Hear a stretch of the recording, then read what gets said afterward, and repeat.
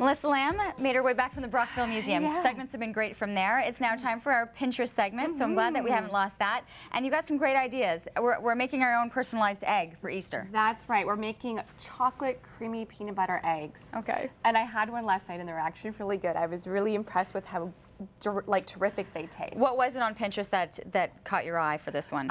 You know, I was just looking at a bunch of different things. I found a bunch of different crafts, and I just thought it'd be nice to make your own. It's always, you know, nice when you can know exactly what ingredients are inside something. Okay. Especially if you have allergies or things like that. So I'll get you to mix the ingredients for us. There's a few steps involved. So yeah, you can take the peanut butter, and you're gonna cream that together with room temperature butter. Which is right here. And you have about a cup of peanut butter, 2/3 a cup of butter. So yeah, it's a bit messy. So you just get you to cream that together. You can use an electric mixer if you want to, which is probably easier.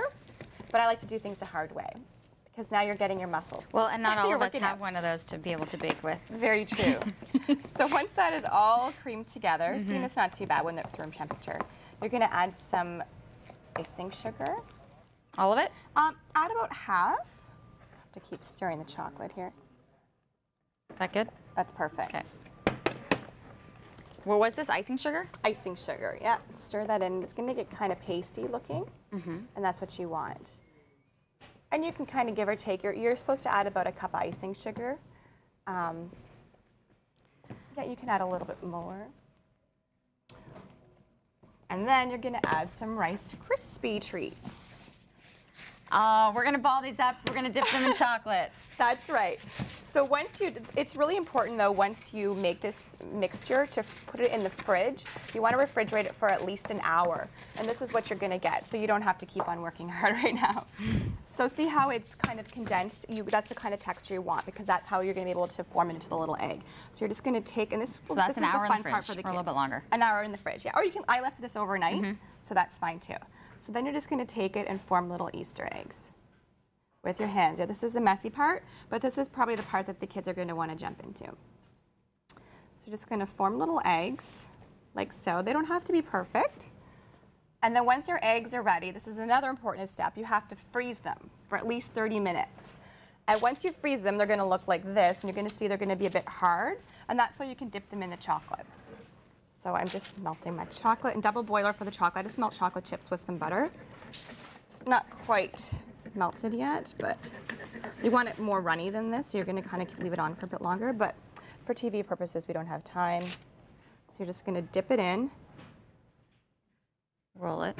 Yeah, you can roll it around. You're going to have to roll it. Normally you would just dip it in and you would drain it. Look at you being all creative on the spot. That's a lot of chocolate. That is a lot of chocolate.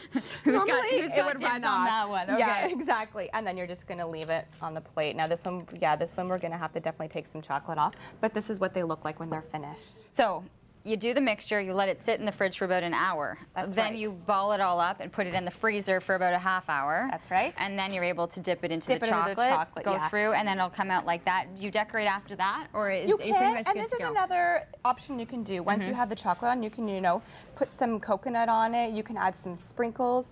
And then once it's even finished, you can even add some icing sugar, some little lines or some decorations. It's kind of totally dependent on what you feel. The decorations are up to you, but the base, that's pretty simple. Yeah. The butter, the peanut butter, one? some icing sugar. I totally want one. It's Passover right now. I'm dying with all of the stuff that's been on the show this morning. Do we have any help who can help? I'm sure we'll have tons of helpers coming through.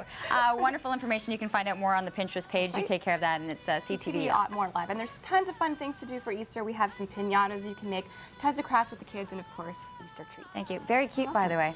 I really like the apron. It's our little Martha Stewart. I know you do.